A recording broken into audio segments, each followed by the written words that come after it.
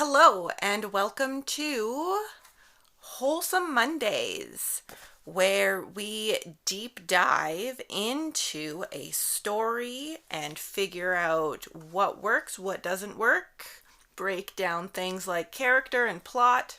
Right now we are going through Nancy's Mysterious Letter, book 8 in the series. We are on chapter 10. If you need a refresher, we left off where they were going to Ridgefield to stop the wedding.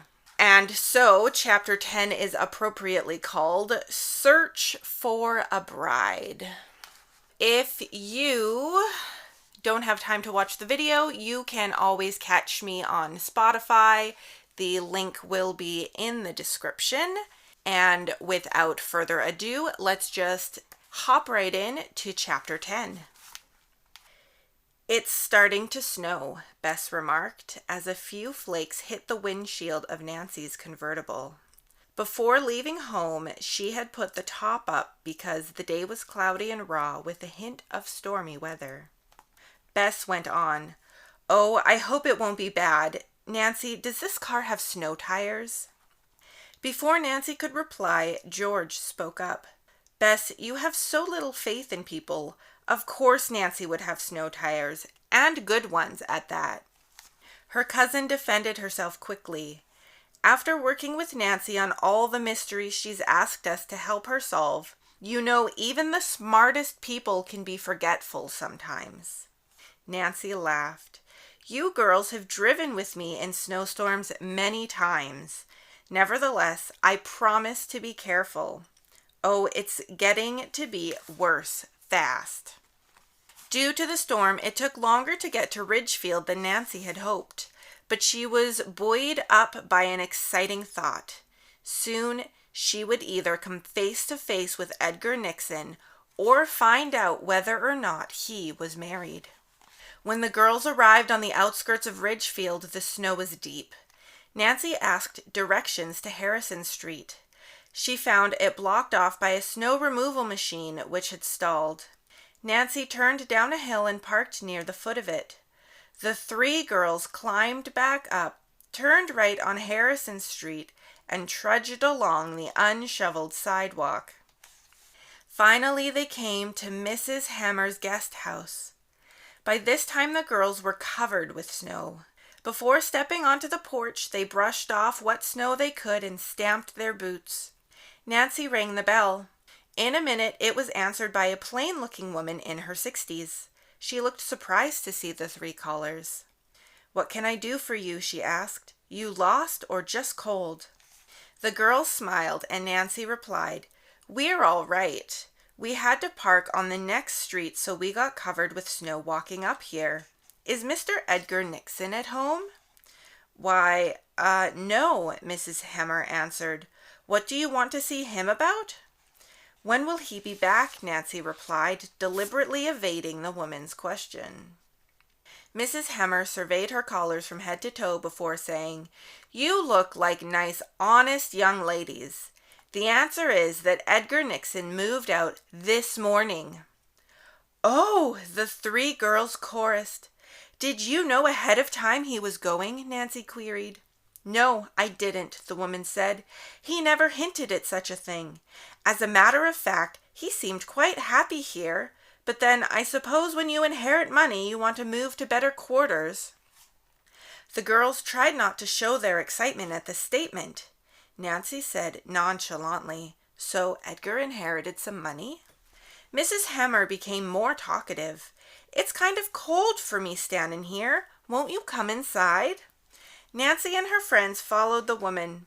She led them to her living room, which was cheerful despite the dull day. "Mr. Nixon didn't say where the money was coming from," Mrs. Hammer went on, "but he told me it was a big sum, and now he was going to change his type of work." "What sort of work did he do?" George asked. "That I don't know," the woman replied. "Mr. Nixon was kind of mysterious about his affairs, but I suspect he was in some mail order business. He received lots of letters." Nancy could see her excellent clue fast petering out. No doubt Edgar would have notified the post office already of his change of address. Finally, Nancy asked the question that was uppermost in her mind. Did Edgar Nixon say he was going to be married, Mrs. Hemmer? Not this morning he didn't, the woman said, but he mentioned it yesterday. I suppose he was pretty excited about it, Nancy remarked, trying hard not to show her rising excitement. Who's the young lady? Mrs. Hemmer said he had not mentioned her name, but I suppose she was the one who came here this morning. The three girls looked at one another. Before they had a chance to ask anything about her, Mrs. Hemmer went on. To tell you the truth, I don't think it was very polite of Mr. Nixon not to introduce her to me. I went to the door and let her in. He came rushing down the stairs with his 2 suitcases and said, "Let's go." Nancy heaved a sigh, but tried not to reveal her great disappointment. I'm sure she's the person we're trying to find. Too bad you didn't learn her name. Can you tell us anything about her?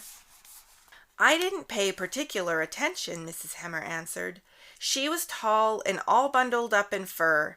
I did notice, though, that she spoke with a British accent. Now, there was no doubt in Nancy's mind that the person who had come to the house was Nancy Smith Drew.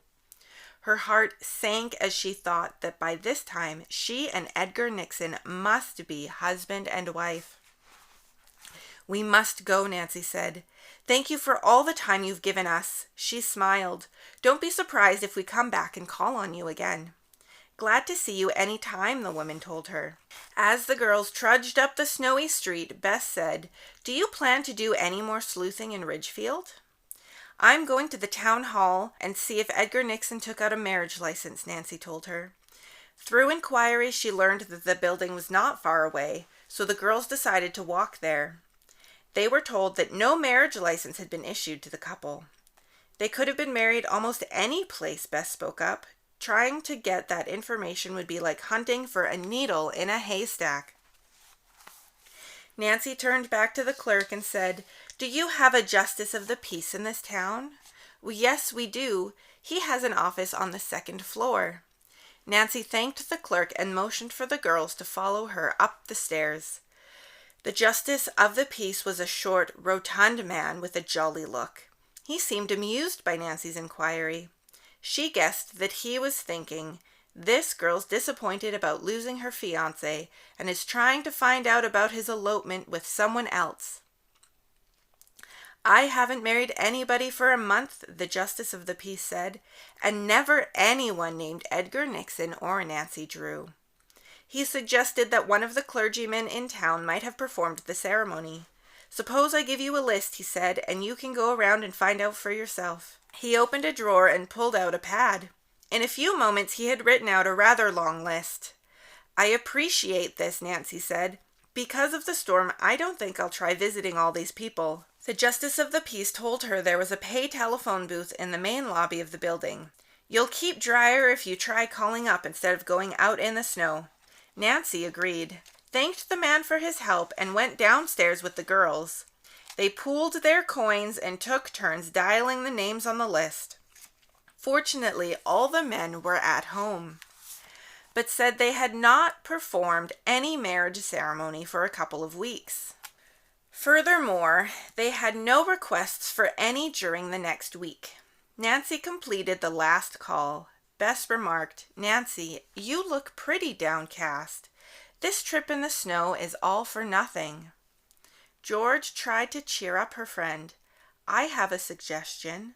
Why don't we go back to Mrs. Hammer's and ask if she would mind our looking for clues in Edgar's room? Nancy thought it was an excellent idea, and once more the girls plowed through the snowy streets to the guest house. You're back, the woman remarked. Wouldn't your car start? To tell the truth, I haven't tried it, Nancy answered. Mrs. Hemmer, it's very important that I locate Edgar Nixon as soon as possible. We girls thought possibly he left some clue to his whereabouts in his room. I don't mind you looking around one bit, the woman said. As a matter of fact, I'm very glad you came back. Several registered letters came in for Mr. Nixon right after you left. Out of force of habit, I signed for them. After the mail carrier left, I realized that I didn't know where to send the letters. Then I suddenly remembered something. Did you tell me before that your name is Nancy Drew and that you come from River Heights? That's right. Did you ever hear of a man named Ira Nixon who lives there? Nancy smiled. He's our mail carrier. As a matter of fact, he's a brother of Edgar. I know that, Mrs. Hemmer said. Maybe you could help me out with these letters. Some time ago, Mr. Nixon said to me, in case of an emergency, get in touch with my brother Ira in River Heights. The three girls were watching Mrs. Hemmer intently. What would she reveal next? The woman went on. If you could just prove to me that you're Nancy Drew from River Heights, I'll give you these letters to take to his brother. Nancy showed her driver's license, but said, Suppose I give you Ira Nixon's telephone number. You can dial it and tell him I'm here. The woman asked Nancy to make the call and she would talk to Ira Nixon. After a short delay, Ira Nixon came on the line. Nancy identified herself, told where she was, and introduced Mrs. Hemmer. You take it now, she said, handing the woman the phone. Mrs. Hemmer told him the story, and he verified the fact that Nancy was really Nancy Drew from River Heights, and that he had known her since she was a little girl. Your brother Edgar has moved away from here, she said. He told me that in an emergency I should get in touch with you. I think these letters should be turned over to you. Shall I give them to Nancy Drew? By all means, the girls heard him reply. Nancy Drew is one of the most reliable persons I've ever met, and she's trying to help me solve a mystery. Mrs. Hemmer, he asked suddenly, you never had any reason to think my brother isn't perfectly honest? Oh, no, the woman answered. He always paid his rent on time and came and went without any trouble to me. Of course, he never told me much about himself, but then it's just as well not to have too much talk between a guest house owner and her roomers. The bundle of letters proved to be too big for Nancy's purse or even coat pocket. Since it had stopped snowing, she decided it would be all right for her to carry them in her hand as far as the car. Before leaving, the three girls searched Edgar's room but found no clues to where he had gone. Finally, they said goodbye to Mrs. Hemmer and hurried down Harrison Street. When they reached the street on which the convertible was parked, Beth suggested it would be easier to walk down the hill in the middle of the street rather than on the sidewalk. They had hardly started when a boy on a sled whizzed around the corner. The next second, he skidded into Nancy. The impact knocked her sprawling into the snow. The bundles of letters flew from her hand and scattered in every direction. And that is the end of chapter 10. I had a feeling that when they started talking about snow at the very beginning, something would happen near the end of the chapter to do with the snow. So I was right. I feel like everyone in this book is very chatty. Like the jeweler, Ira Nixon, Mrs. Skeets, now Mrs. Hemmer, those two ladies near Ira who cleaned up the letters, everyone's very chatty and gossipy. And I feel like there is some truth to that. I feel like it's in part a stereotype a bit, but also there is some truth to that like small town chatter. And I really like the way that you see Nancy Drew taking advantage of that in her investigations. I don't know if anyone watching has ever lived in a small town. I personally have never lived in a small town, but I know people who live in a small town, and I visited people who live in a small town, and let me tell you, the gossip mill that runs through smaller areas is just unbelievable. The things that people talk about, how quickly information passes around, just the willingness of people to just gossip about whatever drama is going on. There's always that like group of people in the small towns that are like that, in my experience. So you see throughout the whole book so far, Nancy takes advantage of that. When she goes to talk to people, she like gives them tidbits of information and she leans into people's curiosity and want to talk about things that they might not necessarily have a chance to talk to other people about. For example, Mrs. Hemmer, if she was caught around town talking about her rumors in this kind of, she might develop some kind of reputation. She doesn't actually say anything bad about Edgar, but you can tell when Nancy's talking to her that she really wants to tell someone about the like weirdness and like how she feels kind of slighted that he would just leave, and how rude he was about not introducing her to his supposed fiance. There's this like need when you feel that way that you want to talk to someone about it, and I find Nancy's very good at leaning in and being that person that people can talk to. And she does it on purpose so that she can find out information to help her further get clues and help her solve these mysteries. It is a tactic that she uses, and I imagine other people in certain professions might use it as well. But I do like how that is something that you consistently see her doing throughout the whole book. It's not something that's used as a tool only when it's convenient. She does it every time she encounters someone. She's like, this person might have information. How can I get them to start talking to tell me what they know? And she's good at it. She's very personable. She's very understanding. She validates people when they're talking to her so they feel comfortable with her and like they want to tell her more. Especially when Mrs. Hemmer talks to her about the letters that showed up for Edgar. She goes one step further and says, I do know Ira. How about you call him and confirm through him directly that he knows me, and you don't just take my word for it. So she's developing this sense of trust with the people she's talking to, and she's willing to prove that she is a trustworthy person. And I feel like in doing that stuff, in being that more honest person, it pays off for her. She ends up getting better clues and good leads to help further her solving the mystery that she's on. And I don't know if you guys noticed, especially like the very, very first sentence, it's starting to snow, Bess remarked. I wonder if anyone else also noticed that perhaps the snow would have something to do later on near the end of the chapter.